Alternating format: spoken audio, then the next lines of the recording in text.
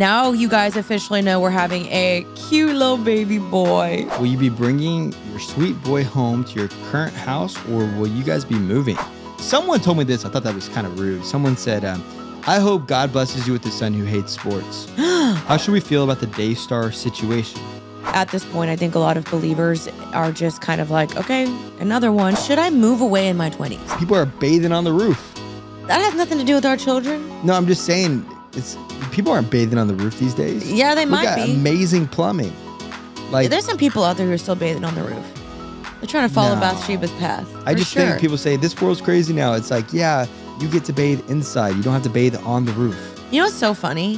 What? It's like biblical names are so literal sometimes that she was literally Bathsheba. She bathed on the roof.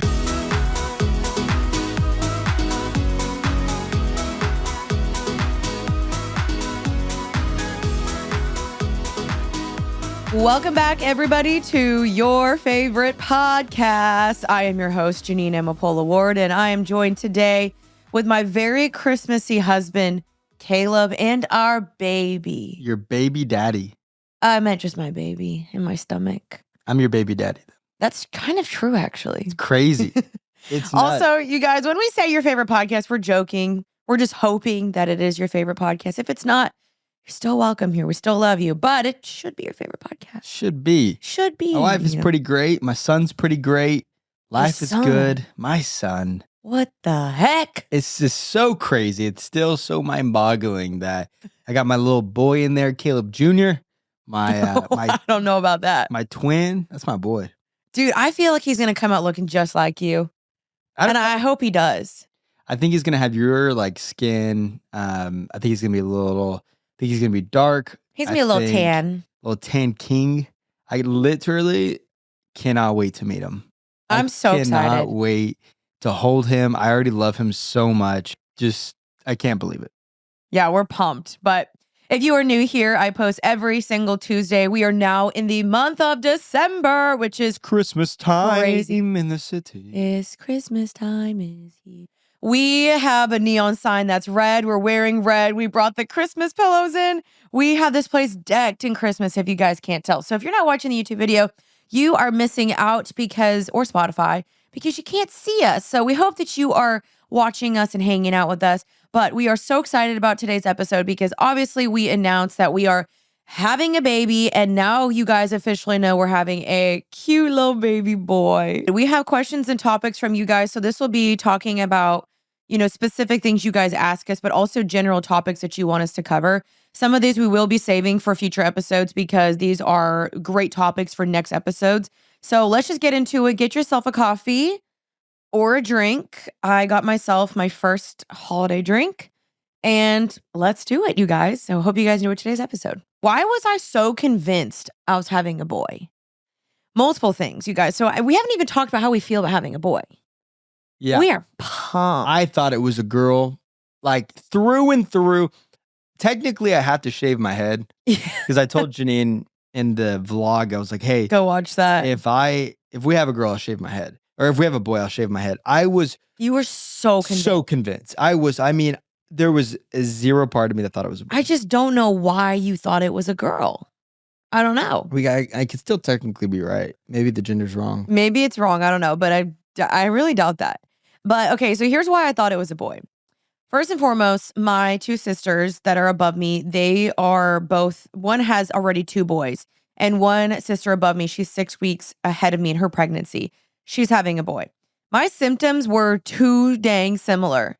And I just knew typically, which this is not black and white, when you're more nauseous, it's more a girl. When they say that girls take your beauty, you have hormonal acne, you can't eat, you're sick, you're puking. Oh no, girl.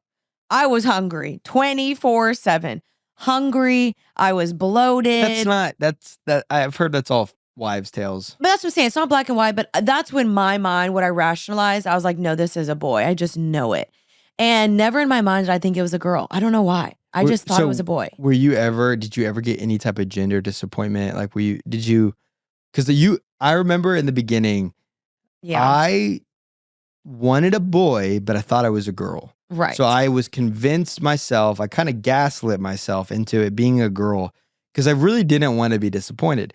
I did not want to be one of those people who have the gender and you're like, you're so disappointed. So I Yeah. genuinely was in a place where I was like, I literally don't care. But deep down, if it was a boy, I went crazy. Yeah. But did you have that at all? Because I know you kind of wanted a girl. Yeah, I think once I saw that there was just so many boys in my friend group. Sisters having boys, my friends have boys. They all it was just so many boys. And I just can't imagine myself not having a girl. Like I would see these little TikToks and I would just be like, like I want the little bows and the dress and the ballet classes. But when I found out the gender, when we saw it, I was never once disappointed. I was never once like, oh man, like I literally was so excited and I've never been like disappointed. We could once. never go, like, if we found out somehow it's actually a girl, that would be so hard. Yeah. Because we've named him. We feel attached. Yeah. Yeah. Which again, if it's magically a girl, amazing. For sure. So pumped. But we're already like attached to the idea that it's a boy. And we're so blessed we can even just have a baby in general. Yeah. But what you were built to be a boy mom. I want you to know that. I don't know. I never thought of myself as a boy mom. Everyone says that you are a boy mom. Which is so funny. I've had so many people be like, no, you give out boy mom vibes. Which I'm like, thank you. You do. I mean, trust me, I will be snowboarding down the mountain with my son. Yeah. Will you be bringing your sweet boy home to your current house or will you guys be moving? The question of the year. If I was in Vegas and I had to bet on if we're moving or not moving, I would say we're moving. Now the question is where and when. The question I will answer without being annoying because I don't want to be annoying. Yeah. But I think most likely, and if we don't move, then great, amazing. Mm-hmm. But I think most likely we will not be living. If I had to bet, we will not be living in Dallas come 2025. That would be my bet. Right. I know. And I would almost guess that most people could not guess where we're moving. Because a lot of people, I won't go too much, but there's a strong likelihood that we will no longer be living in Dallas next year. And that's for various reasons. We will talk about that when the time comes. I'm sorry that we're being all ambiguous and I know it's annoying, but we just don't want to say something and it, be wrong. Not happen.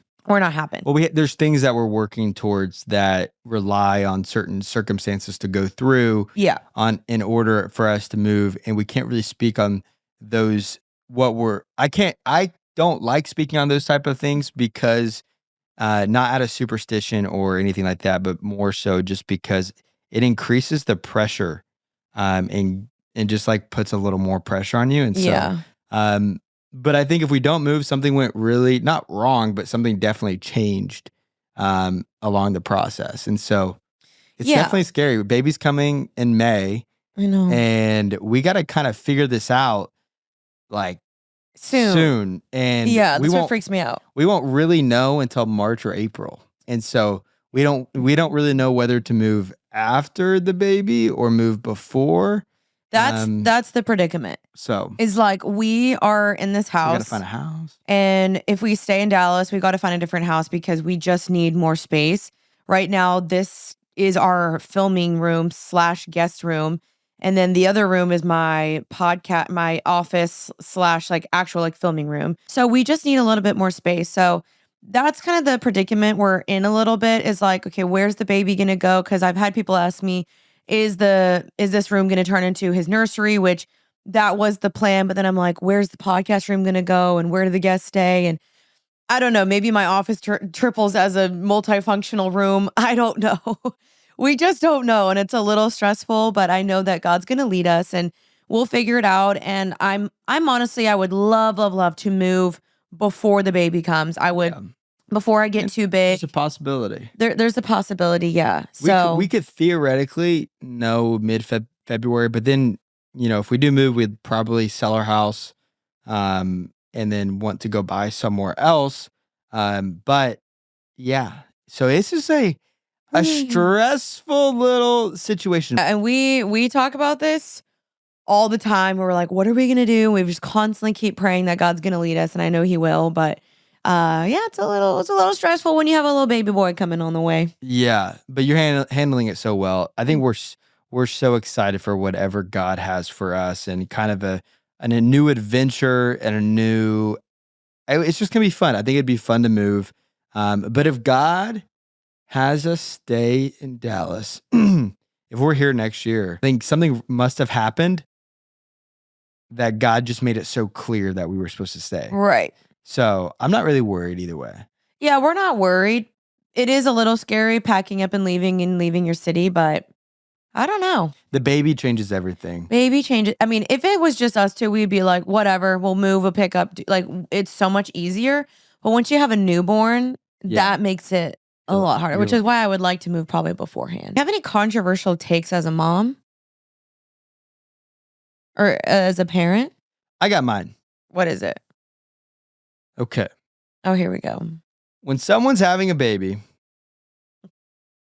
for the most part, unless you're good friends with them, your advice is unwanted for the most part.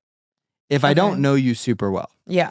I've had so many people, and I love if the person who's watching this knows that this was them, I love you so much. But my biggest pet peeve is so for instance, like, I love sports. I just love sports. Of course, I want my future son to also love sports and to play sports. And I think it's an amazing thing I think kids should play sports. I think it teaches them a lot. I've had so many people say, what if your kid doesn't like sports? Your kid might like the arts and might not like sports. And who talks like that? They all talk like that. And they always say, I hope someone told me this. I thought that was kind of rude. Someone said, I hope God blesses you with a son who hates sports. Who said that? I won't say who, but someone said that. That's a little savage. They said it in a way because they're like, oh, like, you're not going to be able to just like live through your child. And I'm like, no dip. Like, of course, if my son doesn't like sports, I'm going to still love him. Yeah. Like, someone asked, are you still going to love him if he just doesn't want to play? I'm like, of course. But I'm also going to, want him to be involved in music too. But definitely, like, I'm good at sports and I love it. And so that's something naturally that I'm going to teach my son. I just get annoyed when people try to just it's like when you're dating someone and you're super excited about this new boyfriend or girlfriend and someone's like, just wait in 6 months or wait till the honeymoon phase ends. Yeah, it's just that attitude. I'm just like, leave your opinions at the door and shut the door. And I hope you stub your toe on the way out. It's so mean. I'm just kidding. But I think it's one of the worst attributes in people when they feel, it's like they feel this rush down their spine to give an opinion that might just like. To like crash your party. To crash your party. Yeah. Let's be honest, what most of us really want for the holiday is to spend more time with the people we love. And that's why this year, the best gift you can give someone besides plane tickets is an Aura digital photo frame. Now that I'm pregnant, I know my parents and in-laws are going to want every single picture we're documenting of our pregnancy and after the baby is born. And now there is a better way to share all those moments with them without having to airdrop a bunch of photos the next time the family gets together. Plus, it's always a conversation piece in our home as a fun memory pops up on the frames. With Aura, I can easily upload all my photos and videos, Kaleb's graduation, our anniversary trip, our wedding photos, or even old memories, and I know they will love seeing these straight from my phone to their frame without even being there. And with unlimited storage, there's no need to worry about running out of space. Plus, Aura is so simple to use. You can order the frame online, preload it with photos using the Aura app, and it's ready to go right out of the box. The perfect gift. No wrapping paper required. Right now, you can save $35 on the best-selling Carver matte frame when you use my promo code HAPPY at checkout. Just visit auraframes.com. That's AURA frames.com. Promo code HAPPY. Get yours in time for the holidays. Terms and conditions apply. The holidays are here, and if you're like me, you're spending a lot of time in the kitchen. But did you know that many cookware and appliances we use every day are made with forever chemicals? PFAS, also known as Teflon, are in nonstick pans, air fryers, and even pressure cookers. And these chemicals stay with us forever, impacting our health and the environment. And that is why I'm so excited to tell you about Our Place. This female-founded, mission-driven brand has created cookware and appliances that are not only beautiful, but also PFAS-free and non-toxic. With our Place sleek, multifunctional pieces, cooking for the holidays has never been easier and even more fun and stylish. Their Wonder Oven, the air fryer and toaster oven in one, is perfect for all those holiday side dishes, and it's free from forever chemicals found in most other air fryers. And their gorgeous ceramic cookware makes cooking everything from Christmas cookies to a holiday roast both safe and stylish. So whether you are hosting family for dinner or making your favorite holiday treats, our Place has the tools you need to cook healthy, delicious meals with ease. Plus, their designs are so beautiful. I leave them right on my counter. It's like having art in my kitchen. Upgrade your holiday cooking with Our Place today. Go to FromOurPlace.com and use code HEALTHY at checkout to get 10% off site-wide. That's FromOurPlace.com, code HEALTHY for 10% off. And don't forget, they offer a 100-day trial with free shippings and returns. Yeah, I think that's a little annoying. I do think that I don't even think that's necessarily a hot take. I think it's just like, I mean, I've seen so many TikToks about people. I mean, because my whole algorithm is now like mom stuff, which is so crazy.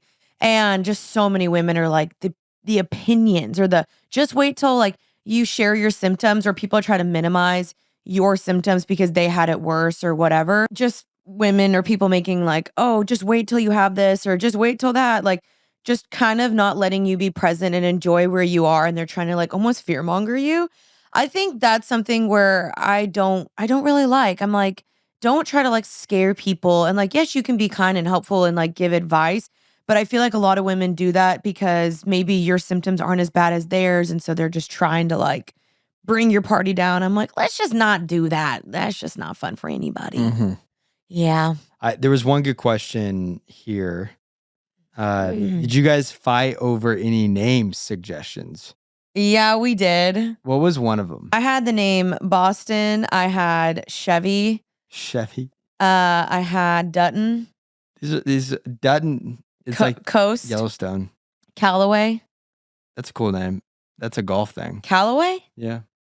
Do you like that name? It's a golf brand. Would we use it? I don't mind it, but then I shouldn't say it just in case. Kaleb, you actually wanted the name Leo back in the day. Back in the day, I wanted to name my son Leo. I literally wrote that down. I wrote Kaleb wants, and I wrote Leo, and that was the only name I had on there. Yeah. But yeah, we actually already have our baby name picked out. We literally, when we were dating, we knew we wanted to name our son this name. Yeah. Like when we were dating. It's pretty cool. We're excited. And that's kind of how I gave up, I think, at being a boy, is I was like, the name is Fire. And everyone was like, he wouldn't be saying that. Yeah, his sister knew that it was a boy because she remembered Kaleb saying that the name for the boy was Fire. Yeah. So it is a sick name though. But we've not like argued over names, but we've gone back and forth on like road trips and we've just thrown out names and he's like, no. And there's been a couple where I'm like, no. If we had a girl, we would probably have no idea what we were naming her. No idea. We've thought about it and I still have no idea for a girl. So how should we feel about the Daystar situation? It feels like something like this gets exposed every other month. Oh, no. I also don't want to get in trouble for this question because there's a lot of investigation still going on. I'm not sure if even there's like a ton of updates on the situation. Being followed, private investigators, intimidation, threats. Even through all of that, things don't stop. So we felt like we had no other option but to reach out to a journalist.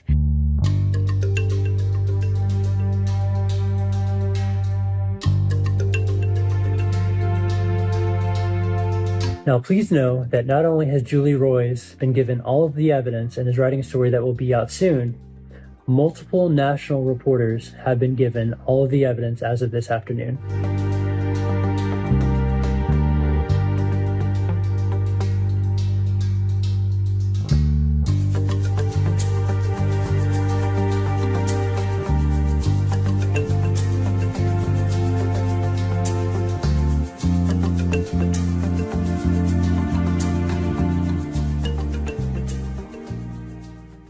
It does feel like once a month, you see something that's just so heartbreaking. Maybe it's from a person that I grew up on Daystar. Like that was I didn't really actually on my TV. My parents loved it.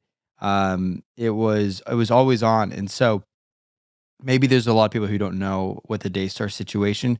I don't want to butcher this because it has some heavy stuff. Right. So like maybe go look it up and you can kind of figure out what the Daystar situation is, and then you can come back to the podcast and listen.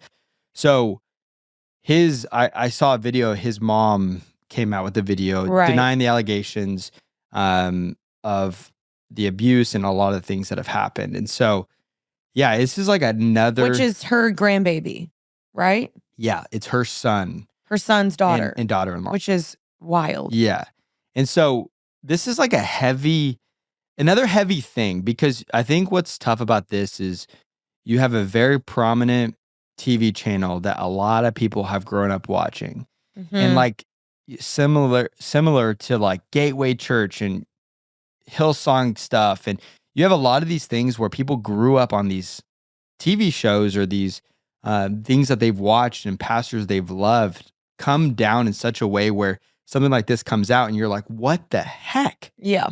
And it's always the most like grotesque allegations or like grotesque things that have happened that if they are true, it's just like another one of those like, God, why? Right. And so what would you say to this person's like question? Well, I mean, I think it's just disappointing because we've seen this happen multiple times this year and we've talked about it a lot. Like, I don't think that we're surprised, which is sad that at this point, I think a lot of believers are just kind of like, okay, another one, where's the next one? Who's going to be the next person? And that's sad. But I also feel like God is going to expose, and I've covered this so much.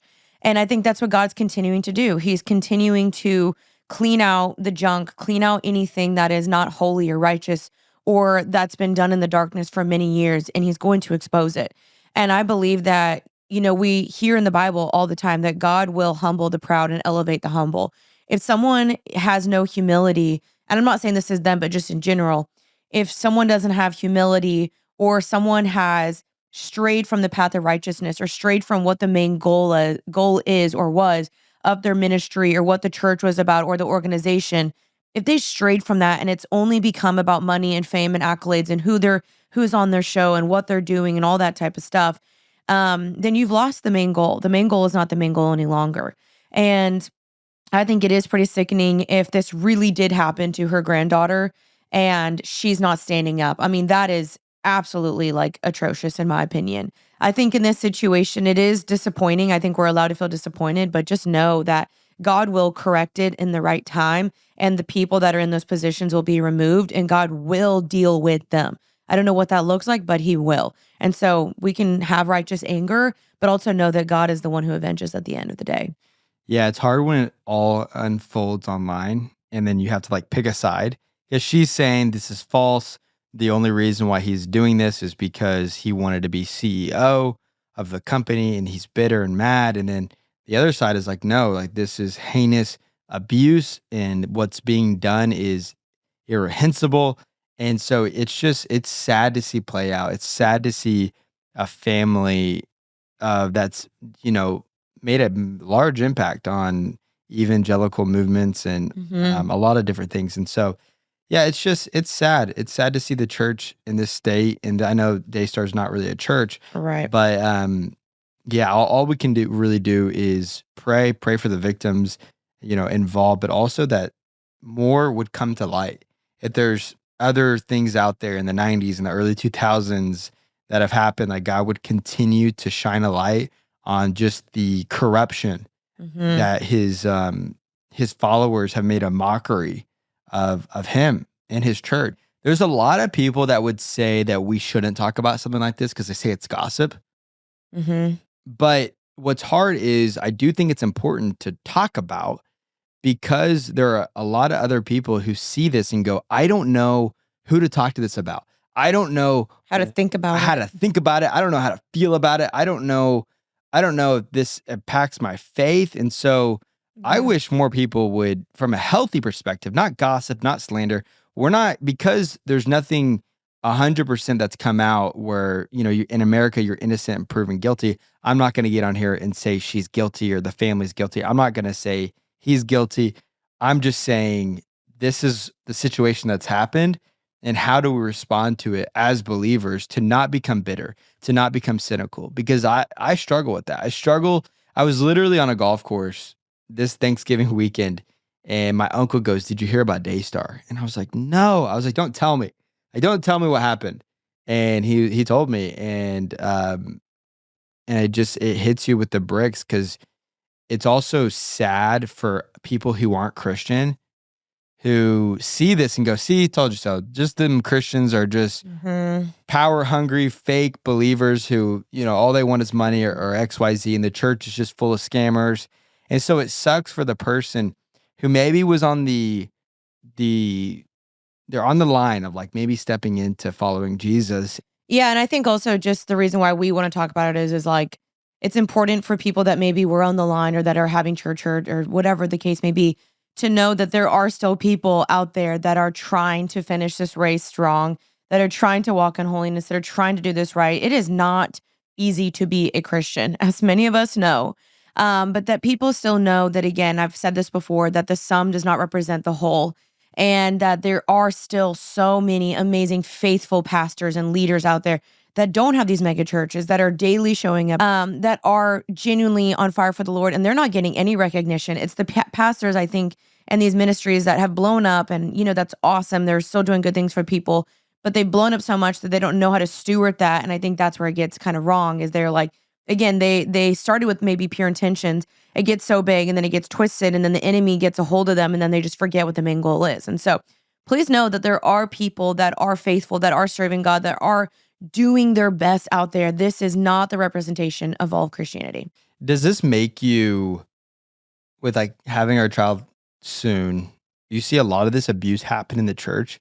Does this like make you scared in the sense of just being on guard with our child and children's ministry in the future, and who's looking after him and what people are around him? Because I know so many people, personally, people who've been abused in churches at a young age, girls and boys.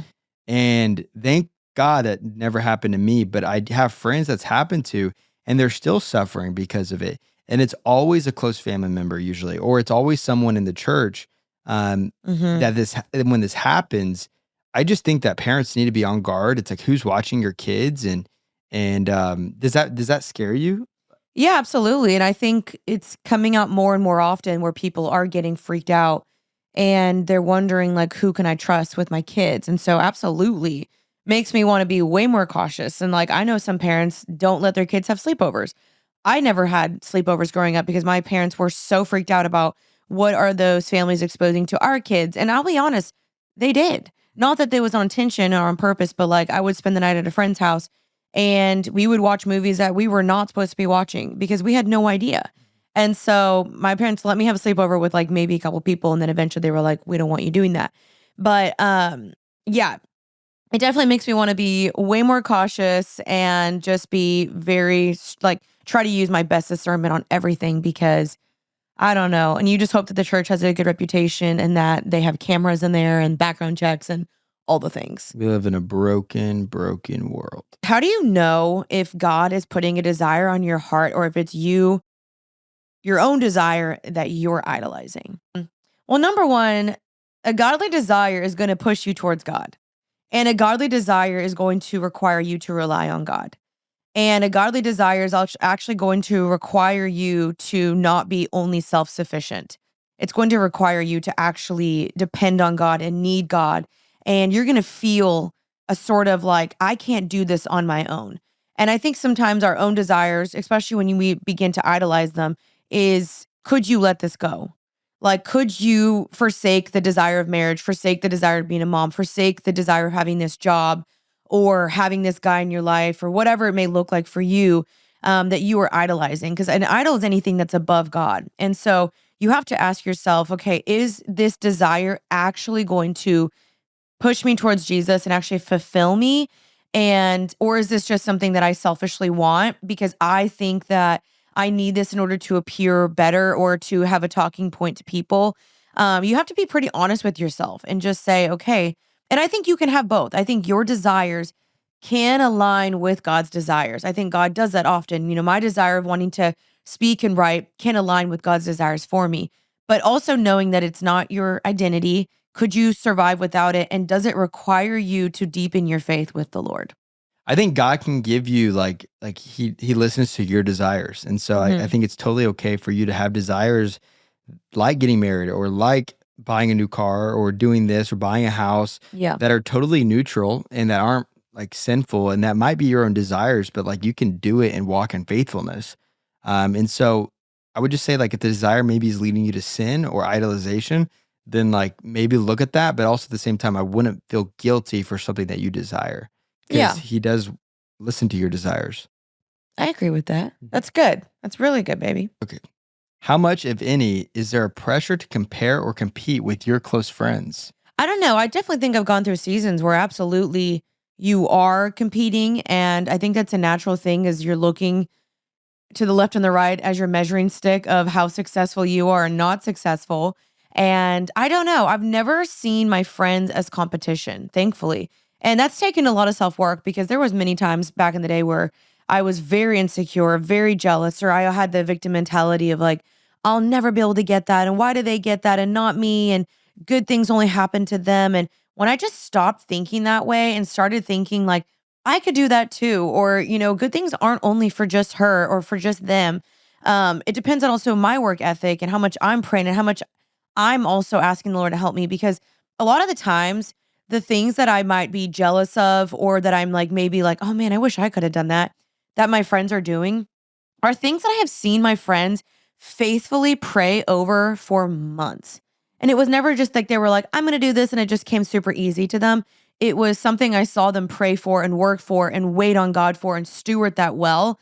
And so I think nothing like on the outside looking in, you see someone post something on social media and you're like, oh my gosh, how do they get that? I want that. And there's months of prayer and work and phone calls and meetings behind the scenes that nobody sees. And so I think if you're willing to put in the work, you could get the very same thing. And so when I see it that way, I'm like, I want to champion them, encourage them, support them. And I know they'll do the same thing for me. And so I don't really ever look at my friends as competition. I look at them as inspiration. I really, really do. Because so many of my friends inspire me in so many different ways. And I think when you start to look at your friends as competition is when your friendship is going to start to get really ugly and they'll start to notice like a shift in that. And I just don't think that's good. It's never good to have a famine mentality where you just think that your friends are being successful and other people are succeeding and that somewhat is like a reflection on you and it's like there's enough for everyone to eat. There's enough for everyone to do amazing things and succeed in life. And instead of letting it make you feel insecure, like let it motivate you to continue to work hard and see that, hey, my friend is doing this, my friend's doing that. Like, how do you do that? And like, what are the traits you have that you've been able to succeed in that light? It's like, these are your friends. Yeah. These are your people who are in your life. So if your friends are all successful, that's a representation of you. If your friends are all losers, it's a representation of you as well. And so instead of like looking at it as a bad thing, I would look at it as an amazing thing. Right. That your friends are all doing like amazing things or they're accomplishing their dreams and goals because you have a role in that to encourage your friends because eventually you're going to succeed. And if you treated people, it's the same way that if you're single and all your friends are getting married, if you're the one who's not celebrating them, eventually you're going to get married and no one's going to want to celebrate you. Eventually you're going to get the job and no one's going to want to celebrate you. Mm-hmm. And I will say people notice that. They notice that negative energy when they say something like, oh my gosh, I just signed my book deal or whatever. I just got a new job. I got a promotion. If they can sense that you're not genuinely happy for them or that you have this insecurity or whatever, people smell that and they're not going to want to continue to share things with you. And maybe you do it once and you're like, hey, you know what? Next time I'm not going to act that way because maybe the first time you really are jealous. But if you continually are like that and people aren't going to want to be around you, like I wouldn't want to be around someone that I shared good things with and they were just like, oh, or they constantly brought a negative comment right after that. Like, can you even handle that right now? Or do you even have time for that right now? I wouldn't like that. So I think just be a good friend and be supportive and pray for them and encourage them. And it'll also come back to you as well. This December, as we come together to celebrate this season of giving, let's pause for a moment and reflect on what the true gift of Christmas is, God's word. But what if that gift wasn't available to you? What if you never even had the chance to hold a Bible? For millions of people around the world, that's the reality that they face. And that's where our incredible partner, Crew, is making a difference. Crew is working in nearly every corner of the globe, sharing the gospel and transforming lives. But there's a challenge. Many new believers don't have a Bible in their own language. One Crew missionary shared, we've met so many people who are eager to read the Bible, but we simply don't have enough to give them. And here's how you can be a part of the solution. With a gift of just $24 a month, you can provide 3 people with Bibles every month. When you commit to provide 3 Bibles each month, Crew will also provide 12 meals in need through their humanitarian aid efforts. As a special thank you, you will also receive a copy of my new book, Becoming Happy and Healthy. It's simple to get involved. Just text HAPPY to 71326 to make a difference today. Imagine how this small monthly gift could change their lives, giving someone the opportunity to read God's word in their own language. So text HAPPY to 71326. That's HAPPY to 71326. Or visit give.crew.org/happy to donate now.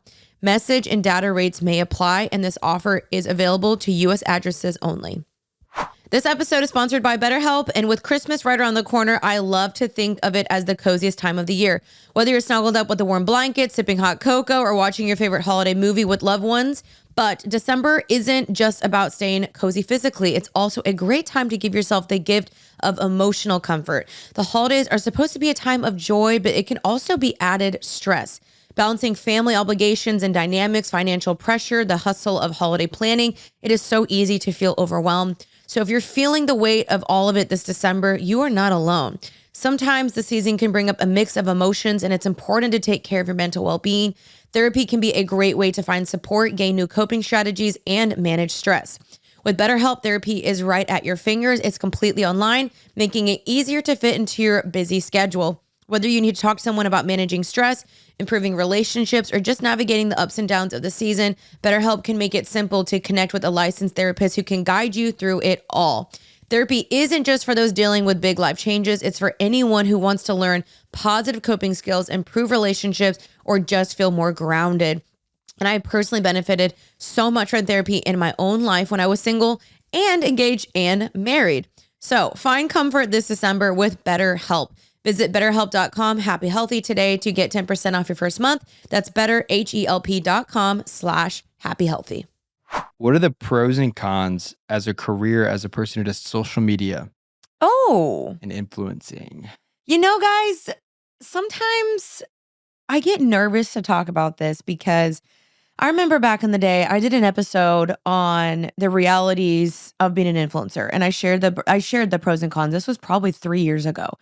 And I remember getting some emails and some comments and people being like, we don't want to hear about it because it's not relatable. It's not what we all do.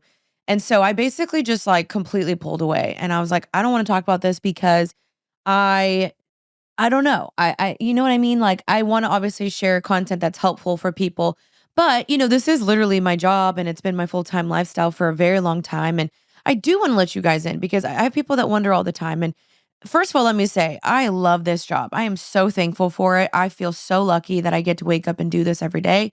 And so first of all, let me just say that we love it. But second of all, let's say some pros and cons. Pros, you get to make your own I want to schedule. classify myself as You're in this with me for now. I help you and stuff, but like, yeah. You would never call yourself an influencer. No. I like coming on the podcast with you and because it's like we're just on a date or something. But this is definitely, I help with like. He helps me with ideas and stuff, you guys. I make sure our taxes are being paid and. Yeah, the bills. But I do other things on the side that people would never see just from a managerial level. Right. Of just the dirty work, Yeah. I would say pros, yeah, for sure. Making your own schedule. I just feel like there's no limit on like what you can do. You get to connect with people. You get to make these online friends. You get to meet the coolest people. You get to travel. PR is pretty fun sometimes. PR sometimes can be a little overwhelming because you're like, where do I put all this stuff? Which is why like people do giveaways a lot.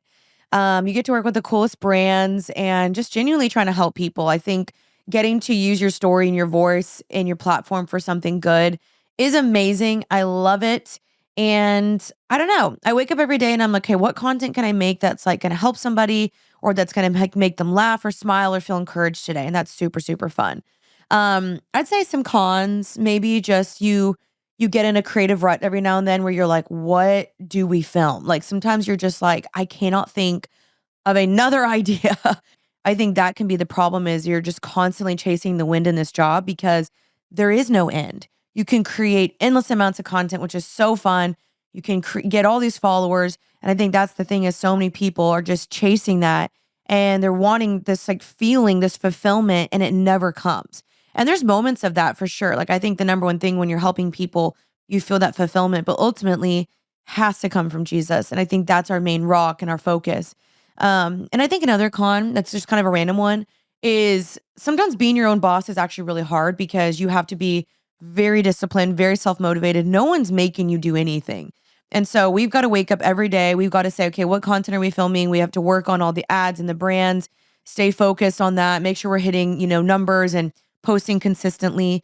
We don't get health insurance. We don't get, PTO. Like we are our own bosses, which is again, huge pro and con. And you have to pay your taxes. Like a lot of people, like when you work at W-2, they take taxes out of your income. And so when you're working for yourself, you have to make sure you have maybe an accountant or someone who's helping you track everything, making sure your expenses and paying things on time. And then there's so many details. I mean, in a way, like with what you've done, like you're kind of running a small business. And that has a lot of components to it, and you have to be on top of it. It's not just posting on Instagram and then just seeing a check. Like you don't even get paid for TikTok, really, or Instagram. Like unless you're working with a brand or you're on YouTube or something. Like it's not. People think, oh, you got 1 million views on that Instagram video. It's like you didn't get paid for that. You didn't get, you got no money from that. Yeah. I would say one of the best parts, though, I think of social media is making people laugh. Like I think number one is, of course, like the Lord and showing people our faith and like, sharing the good news of the gospel. But other than that, like making people laugh and brightening someone's day through like a video you posted or making a funny video that's like relatable. Because there's a lot of people in this space that parents don't want to show parents don't want kids following these certain creators. They post inappropriate stuff. They're half naked half the time, or they're inappropriate in this way or that way. But I think what you're amazing, and a lot of people like following you, is because they trust you and they also like can take your content and it can be healthy for them.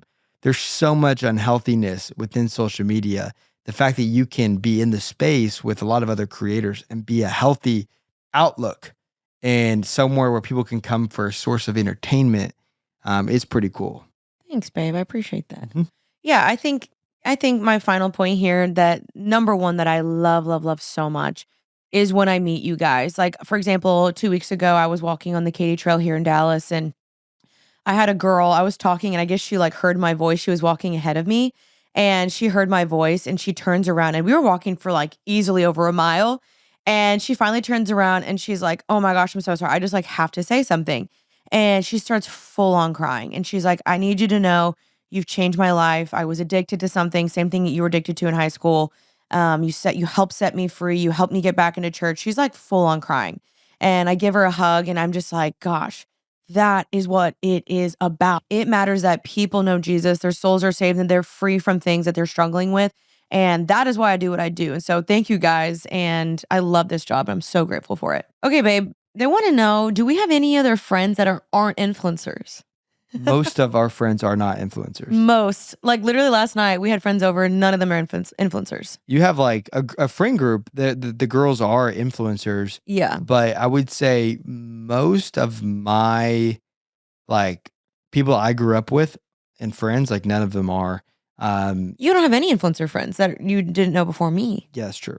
Yeah. Most of Kaleb's friends aren't influencers. I have a girl group here. But those are some of your closest friends are influencers. Which are influencers. But there's some girls in that group. There's actually 3 or 4 girls in that group that aren't influencers. And multiple. One of my best friends, not an influencer. Yes. The answer is absolutely yes. I think people have this perception that influencers only hang out with influencers, which most of them do. But it would be crazy if I only was like, you have to be an influencer. Yeah. That'd be so weird. Okay, last thing do we want to talk about? Let's get a good question. A deep. Well, someone did ask us, are we scared to like bring a kid into this world with like war and politics? No, it is my least favorite take when people decide not to have kids because they don't want to bring them into the world. It's like, let's say climate change was a big issue that you just were like, I don't want to bring a baby into this world because of climate change, or I don't want to bring a baby into this world because of war. It's like, well, wouldn't having a baby that you can teach the values that this person could enact change into the world Yeah. and support a cause and you could raise a child to do some amazing things. You look at some of the most amazing people in this world today who create change, who are godly people who spread the gospel to the nations, or who create environmental change, I don't know, political change, whatever it is. Activists, Martin Luther King, so many of these people, if their parents had that thought process, where would we be as a civilization? Right. You as parents it's not entirely up to you, but you set the foundation and lay the foundation for your kid to be able to enact change and to bring a positive impact on this world. And so for us, we want to raise godly kids who share the gospel, who Don't live in fear. but also like know where they're headed, and they are known in their community, and they are well respected. And so like, if I was like, this world sucks and I don't want to bring a kid into it, well, guess what? It's probably continue going to suck. And now you've literally made no attempt to make it a better place. Amen, babe. So Period. come at me. I don't care. Yeah. No, I think a lot of people have that mindset where they're like, I don't want to bring a kid into this world. And I'm like, absolutely. It's a scary place out there. However, like if everyone has that mindset and we've never had the mindset of we can make a difference and our kids can be leaders, our kids can change policies, our kids can do things. It's just going to stay the same way. Imagine going up to a kid, go up to a 10-year-old and go, do you wish your parents wouldn't have had you because of how hard this world is? Every kid would be like, no, like I'm thankfully, like I say that. my parents had me, instead of not. I understand it is a scary place out there. But again, like you as the parent have the responsibility to raise your kid and protect them and do the best thing you can. Put them in environments that you know are good for them. And there's going to be inevitable outside forces that are going to maybe affect your kid, or your kid's going to see some things they don't want to see, or war is going to happen, whatever. But we're called to trust in the Lord, follow him, be obedient, and know that this life isn't promised anyway. Like, even for us, like we might die. We don't know when we're going to die. Like this life is not guaranteed. What is guaranteed is our souls in heaven if we've accepted him as Lord and Savior. The world is crazy, but you read the Old Testament, you read the New Testament. I don't know It's crazy. I don't know that it was much crazier. I don't know. I mean, they had all these famines and floods, and it was gnarly God back in the forbid day. you didn't put blood above your front door. Your firstborn child would die. I know. That was right? Yeah. Yeah. Yeah. It's like an freaking exodus. roaches were falling from the skies. And occasionally. crickets. Yeah. And, That didn't stop them then. freaking David is, people are bathing on the roof.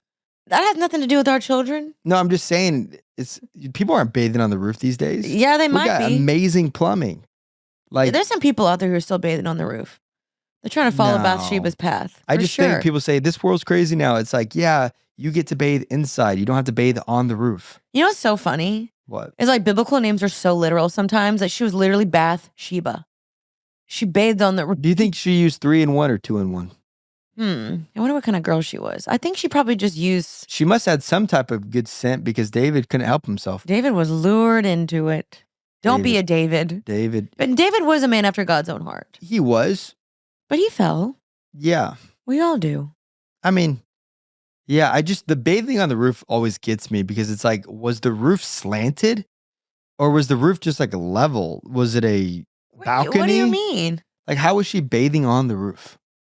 I don't know. I'm sure she had a little bucket out there and he was peeking like a peeping Tom through the window. Pippin Tom, David.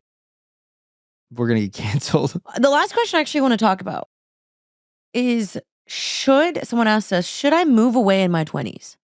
Depends where you live. I think so too.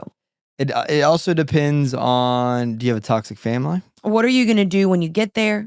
Well, maybe What's your even goal? if you don't have a toxic family, sometimes No, I don't think sometimes you just need to get away.